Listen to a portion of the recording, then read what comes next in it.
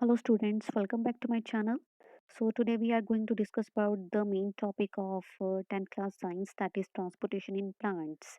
तो in case of transportation in plants कि जो plants हैं वो water होएगा या raw materials होंगे या कुछ भी essential nutrients होंगे वो कैसे transport होते हैं from one part of the body to another part of the body.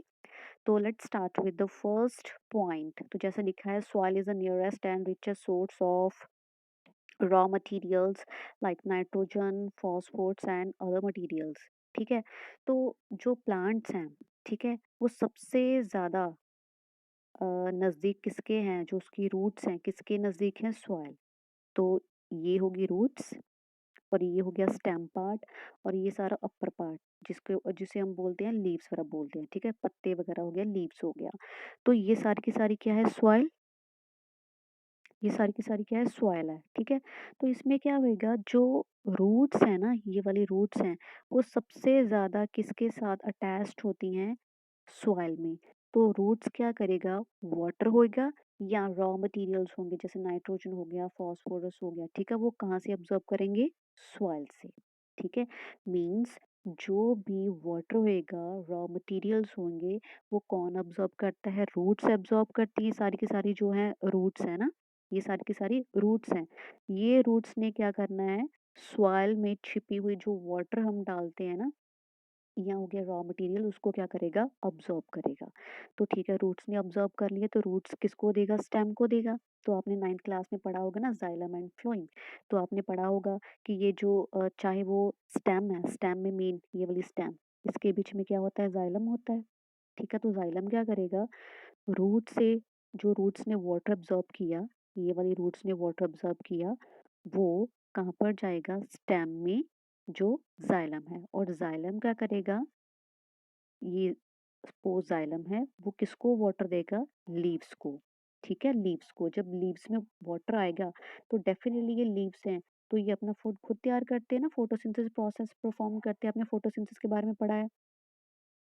ठीक है, सो ये वाला टॉपिक करने के लिए आपको यहीं से समझना होगा, ये वाले डायग्राम से, ठीक है, तभी आपको पूरी की पूरी थ्योरी समझ में आएगी, जो भी फिनोमेना है। ठीक है, तो कैसे हुआ, रूट्स ने वाटर एब्जॉर्ब किया, रूट्स ने दिया स्टेम को, स्टेम के बीच में क्या है, ये इसमें भी जाइलम है, रूट्स में भी जाइलम है और स्टेम में भी जाइलम है और इसके लीव्स में भी जाइलम है। तो जाइलम के थ्रू वाटर सारा किस में डिस्ट्रीब्यूट होएगा, ऐसे अपवर्ड डायरेक्शन में, अपवर्ड डायरेक्शन में होएगा ये सारा का सारा वाटर।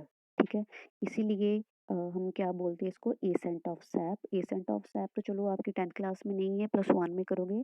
तो एसेंट ऑफ सैप क्या होता है, upward movement of water from roots to leave is called as a ascent of sap. जब वाटर रूट से स्टेम में गया, स्टेम से कहाँ पर गया, लीफ में गया। ठीक है, तो अब देखिए ये जो सारे के सारे लीव्स है, ये ग्रीन पोर्शन है, सारे के सारे लीव्स हैं। तो हम सपोज ड्रॉ करेंगे ये लीव्स, सपोज ये आपने ये ड्रॉ किया लीव्स, ये लीफ है। तो लीफ में आपने पढ़ा है स्टोमेटा होते हैं ना, टू किडनी शेप्ड स्टोमेटा होते हैं। ये सपोज हमने स्टोमेटा बना ली है, लीफ, जो लीफ है ना, पत्ता होता है, उसका जो लोअर पोर्शन होता है उसमें क्या होगा, स्टोमेटा। ये टू जो है किडनी शेप क्या है, स्टोमेटा है। तो स्टोमेटा के थ्रू जो लीफ है, लीफ में वाटर चला गया, तो लीफ में जो वाटर है वो बाहर निकलेगा। ठीक है, किसकी हेल्प से, स्टोमेटा की हेल्प से, स्टोमेटा की हेल्प से, स्टोमेटा के थ्रू जो जो इसमें वाटर होता है वो बाहर निकलता है, that is called as a transpiration. Transpiration क्या होता है, loss of water from the aerial parts of the plant. और एरियल पार्ट्स कौन से होंगे, ये वाले ना, एरियल, एरियल मीन्स एयर में। ठीक है, वो कौन से होंगे, लीव्स। जब लीव्स में से वाटर बाहर निकलेगा in case of vapour, that is called as a transpiration. So this is called the stomata. तो अब देखिए नेक्स्ट, सॉइल में, ठीक है, लिखे ना, soil is nearest and richest source. Soil में सबसे ज़्यादा क्या होएगा, वाटर वगैरह होएगा और nitrogen, phosphorus and other materials होंगे जो रूट्स एब्जॉर्ब कर लेंगी। So absorption of these substances occur through the roots. ये सारी की सारी जो चीज़ें जो एब्जॉर्ब हो रही हैं, ठीक है, वो किसकी हेल्प से हो रही हैं, रूट्स। तब इन्होंने क्या लिखा हुआ नेक्स्ट पार्ट में, if the distance between the soil conducting organs and chlorophyll containing organs are small, अगर soil conducting organs and chlorophyll containing organs में जो डिस्टेंस है अगर वो स्मॉल होगा, ठीक है, स्मॉल होएगा तो क्या होएगा, energy and raw materials can easily diffuse to all parts of the plant body. अब ये क्या दिया हुआ है इन्होंने, देखिए डायग्राम में उन्होंने क्या लिखा हुआ है, कहते अगर सॉइल कंटेनिंग ऑर्गन्स मीन्स ये वाले पार्ट हो गया, रूट्स वाला पार्ट होगा, और क्लोरोफिल, क्योंकि ये जो आप ग्रीन कलर का स्ट्रक्चर देख रहे हो, आप लीफ को देख रहे होगे, तो जितने भी आप ट्रीज देखते हैं, ठीक है, उसका कलर क्या होता है, लीव्स का कलर क्या होएगा, ग्रीन कलर होएगा। ग्रीन कलर क्यों होएगा, बिकॉज उसमें क्या होती है, क्लोरोफिल पिगमेंट होती है। जैसे हमारी बॉडी है, हमारी बॉडी का जो स्किन कलर है उसमें कौन सी पिगमेंट होगी, मिलेनिन, मिलेनिन पिगमेंट की हेल्प से ही जो हमारी स्किन ऐसी नज़र आती है। तो same in case of plants, जो लीव्स होते हैं उसका कलर ग्रीन होता है, वो कौन सी पिगमेंट की हेल्प से होता है, क्लोरोफिल की होता है। तो बोल रहे हैं अगर ये क्लोरोफिल कंटेनिंग ऑर्गन्स और ये soil containing organs means roots, अगर इसमें अगर डिस्टेंस स्मॉल होएगा ये वाले पोर्शन में और ये वाले पोर्शन का जो डिस्टेंस स्मॉल होएगा, तो इसमें जो एनर्जी होगी या रॉ मटेरियल्स होंगे वो इजिली डिफ्यूज होंगे। ठीक है, अगर ये वाले ऑर्गन ये वाले पार्ट का डिस्टेंस अगर लार्ज होएगा, बहुत ज़्यादा लार्ज होएगा, तो डेफिनेटली क्या होएगा, जो एनर्जी होंगी या रॉ मटेरियल्स होंगे वो बहुत ही ईजिली ट्रांसपोर्ट नहीं होंगे। तो ये उन्होंने लिखा हुआ है। तो नेक्स्ट वन है, energy needs differ between the different body designs. Plants do not move and plant bodies have large proportion of dead cells in many tissues.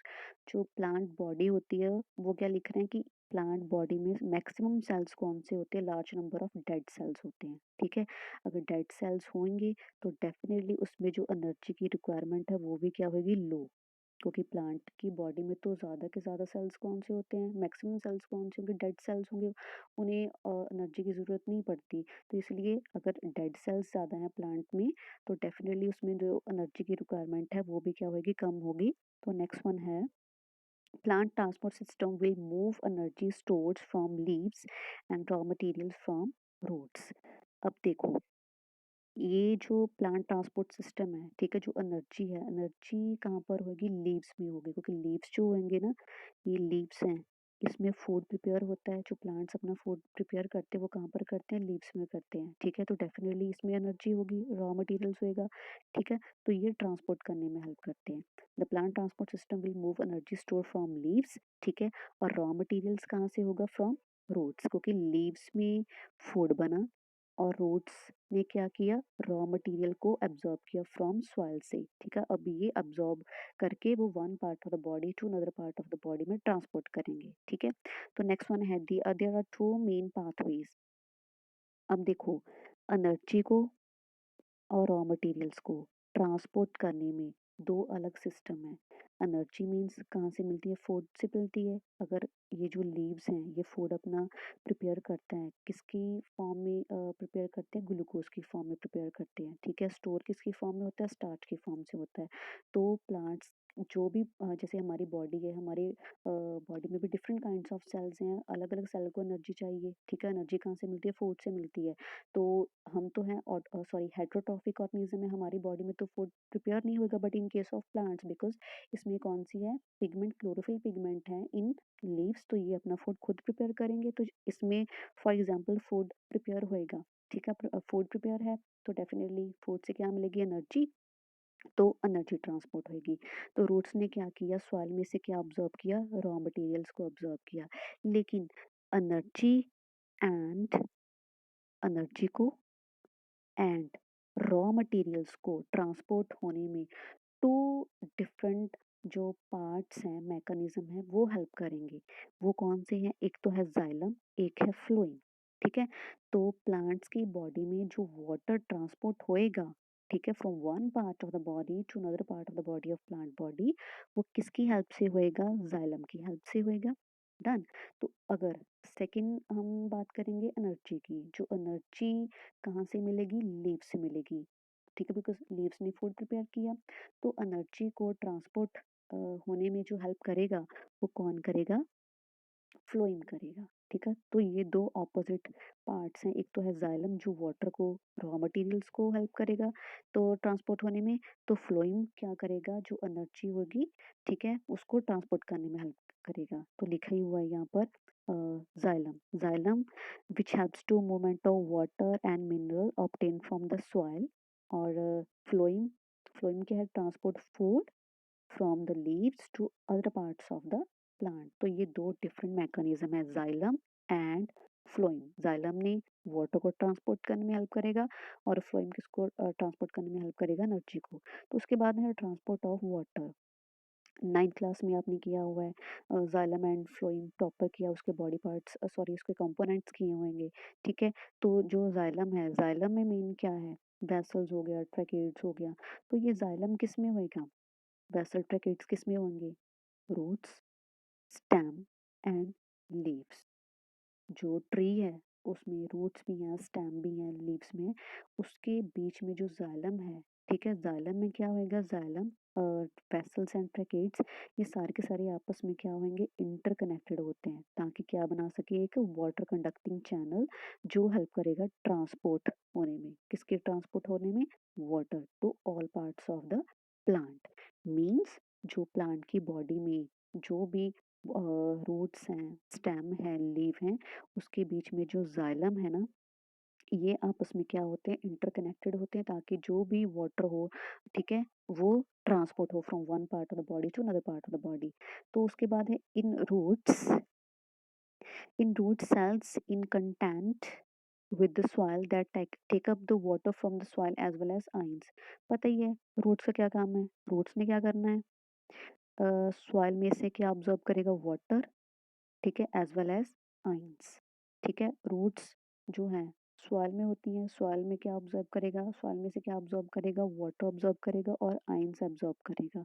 So this will create the difference in concentration of these ions between the roots and soil. तो soil में जो ions और water की concentration ज़्यादा होगी as compare to roots में। Difference हो गया ना, कॉन्सेंट्रेशन में डिफरेंस हो गया, किसमें किसमें, एक तो रूट्स में, इमेजिन करो एक है रूट्स, अभी ये देखो रूट्स, और यहाँ पर है सॉइल। तो सॉइल के बीच में तो ऑलरेडी वो हैं आइंस वगैरह होते हैं या वाटर वगैरह होता है, वाटर। तो इसमें कॉन्सेंट्रेशन क्या होगी, हाई होगी एज कंपेयर टू रूट्स में।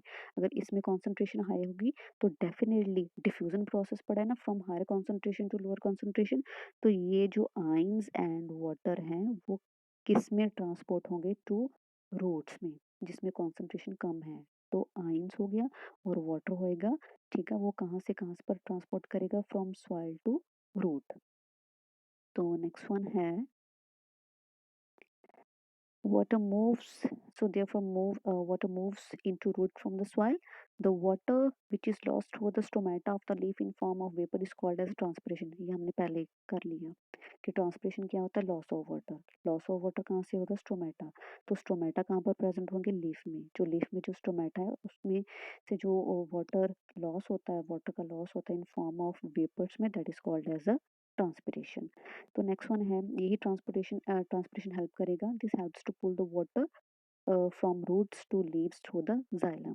ठीक है, रूट्स ने वाटर अब्जॉर्ब किया, जाइलम को दिया, कहाँ पर पहुंचाया, लीव्स को।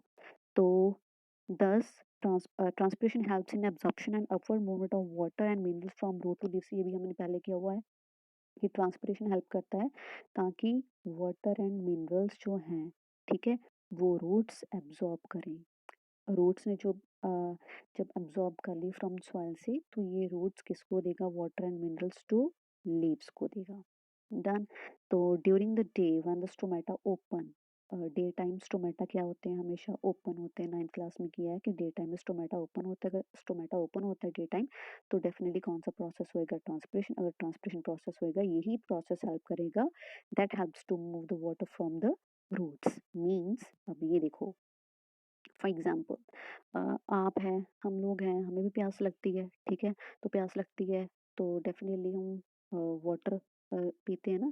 तो गर्मियों में क्या होता है, समर्स में क्या होता है, जब हम सनलाइट में चल रहे होते हैं तो डेफिनेटली हमारी बॉडी में स्वेटिंग होती है, वाटर का लॉस होता है, ठीक है, तो हमारी बॉडी को वाटर चाहिए तो हम वाटर पीते हैं, ठीक है।